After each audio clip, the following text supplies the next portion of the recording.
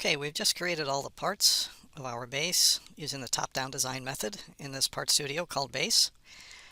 So now we want to make an assembly, and there's a real easy way to do that when you use this top-down design methodology. We're going to come over to an Assembly tab. I've already renamed it Base, and I'm going to insert the entire assembly part studio, right here. So I made another base copy one, but I can just click here. If I click the little arrow here, you can see all the individual parts, but I want to put the entire part studio in there. So I'm going to click it, and then before I do anything, I'm going to click the green check mark, and that will put it at the origin.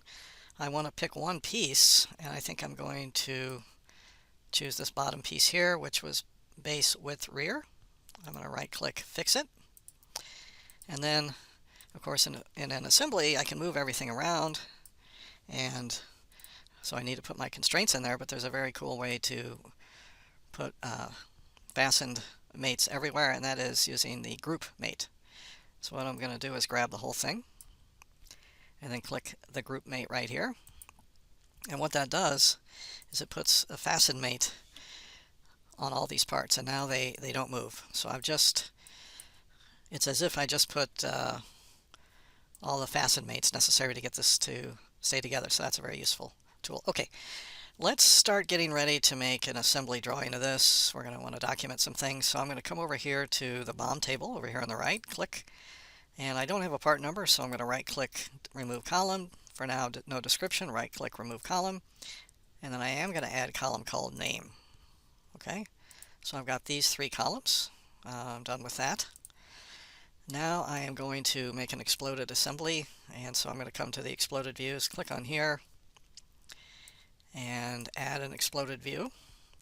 So I'm going to click here, and then I'm going to pull up by 2 inches, and accept that. Then I'm going to click here, here, and here, and pull down, and go down by -2 inches there. And I think I'm going to leave it like that. That kind of shows a little bit how it comes together. So done, and we're going to call that explode 1. We'll leave it at that. Okay, let's make this into an assembly drawing. So first of all, let's take a look at the explosion. There it is. Okay, that'll do for now. So we're going to right click on the tab here and create a drawing of the base assembly. I'm going to use a size A to begin with. We'll press OK. And I want to choose, for the orientation, I want that to be isometric. And the display state, or the explode position, should be explode 1. And it should look something like this. Let's increase the size of that, about 1 to 2. How about right there? So we'll click there. And now I'm going to right click, show shaded views. And now I'm going to come over here to the BOM table. I'm going to choose the upper right sort of pinpoint, and I'm going to put it right there. And so in this one we have, all the parts are different. Even though these rear ones will eventually be similar, that's okay. We'll do it this way. Let's go up to the callouts, and when you do this, you don't want to hit touch in the middle. You want right on the edge and pull out at an angle, like 45 degrees-ish, and just kind of go around there in a nice, neat way. We can also click here and come out like that. It's going to get a little bit crowded,